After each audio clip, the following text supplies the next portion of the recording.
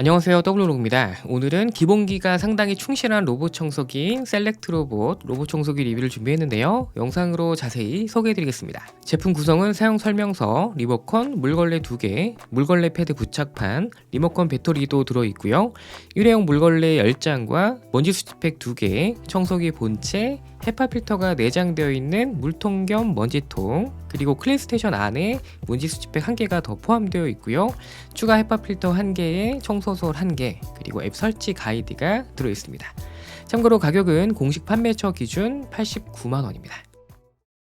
제품 스펙부터 살펴보면 센서는 로봇 청소기의 필수인 라이다 센서와 ITUF 센서, 그리고 추락 방지 센서가 있어서 일상적인 환경에서 사용하기에 크게 부족하지 않은 편입니다. 최대 흡입력은 5500파스칼이라서 흡입력도 부족하지 않은 편이고, 배터리는 5000mAh가 탑재되어 있는데 흡입력이 가장 강한 맥스로 설정한 상태에서 아파트 30평을 한 번 청소하고도 배터리가 60% 남기 때문에 배터리도 넉넉한 편입니다. 그리고 특이하게 바닥에는 UV 램프가 있고요. 전방에 장애물이 있으면 본체를 자동으로 들어 올리는 리프팅 기능도 있기 때문에 최대 2cm의 문턱까지는 넘을 수 있다고 합니다. 청소기 후면에는 탈착이 가능한 물통 겸 먼지통이 있는데요. 청소하면서 흡입된 공기를 먼지통에 달려있는 H14 등급의 헤파 필터로 먼지를 걸러주게 되고, 먼지통은 전면에 먼지를 집진한 다음 후면 투출구를 통해 클린스테이션으로 먼지통을 비우는 방식으로 사용할 수 있습니다.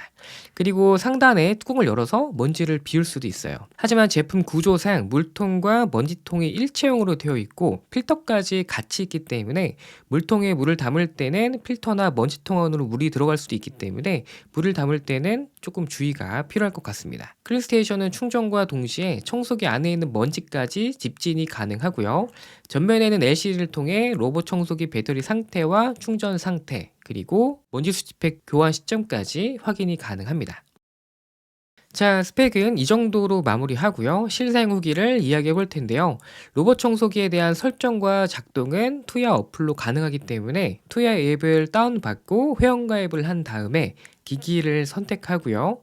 가정에 사용하고 있는 와이파이로 연결을 한 다음 로봇 청소기와 와이파이로 연결해 주면 로봇 청소기 연동이 완료됩니다. 청소기를 처음 사용하는 경우에는 집 구조를 파악하기 위해 지도 매핑이 필요한데요. 처음 작동을 하면 이렇게 집 구조를 파악하면서 지도를 그리게 되고요. 청소까지 같이 하게 됩니다. 30평대 아파트 기준으로 지도 매핑과 청소를 하는데 총 47분이 걸렸습니다. 자, 이렇게 지도를 만든 다음에는 매핑된 지도를 기반으로 청소를 하는 방식이라 불필요한 동선을 줄여서 작동하기 때문에 매핑 때보다는 청소 시간이 단축되는데요.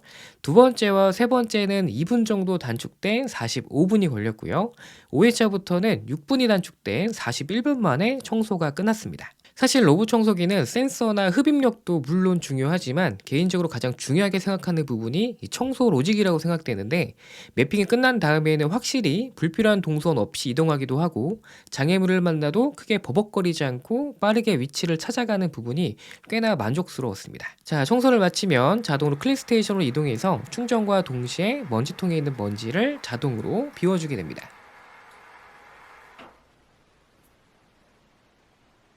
충전 중입니다. 집진을 시작합니다.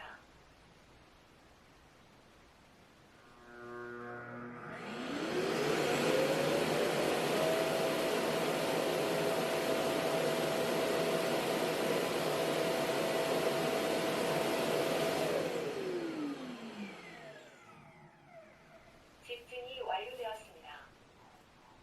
충전 중입니다. 기존에 사용하고 있던 로봇 청소기는 먼지통 자동 비움 기능이 없었기 때문에 3, 4일에 한 번씩 먼지통을 비워줘야 됐었는데요. 사실 먼지통을 3, 4일에 한 번씩 비우는 게 크게 번거로운 일은 아니겠지만 먼지통을 비울 때마다 이렇게 먼지가 날리는 거는 가장 큰 단점이라고 생각했었거든요. 막상 먼지통을 자동으로 비워주니까 매번 먼지통을 비울 필요도 없는 데다가 먼지통을 비울 때마다 이렇게 먼지가 날리는 스트레스도 없어지더라고요. 사실 로봇 청소기는 좀 편의를 위해 사용하는 건데 그동안 왜 번거롭게 먼지통을 비워가며 사용했는지 먼지 자동 비움 기능을 사용해 보니까 왜 이 기능이 필요한지 알겠더라고요. 그리고 먼지 수집팩은 사용 환경에 따라 달라지겠지만 대략 한 달 주기로 교체하면 된다고 합니다. 로봇 청소기 흡입력은 앱과 리모컨에서 설정이 가능한데요. 당연한 이야기지만 흡입력이 강할수록 소음도 커질 수밖에 없는데 로봇 청소기 바로 옆에서 소음을 측정했을 때 조용히 모드에서는 61dB, 표준 모드에서는 약 65dB, 최대 모드에서는 약 71dB, 맥스 모드에서는 약 73dB로 흡입력이 가장 강한 맥스 상태로 했을 때는 확실히 흡입력도 높아지는 만큼 소음도 커지기 때문에